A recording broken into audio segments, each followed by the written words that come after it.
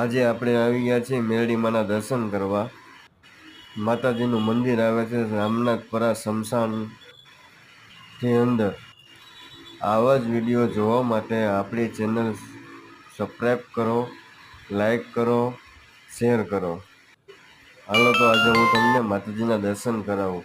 જય મા મસાની મેળી, જય મા શક્તિ.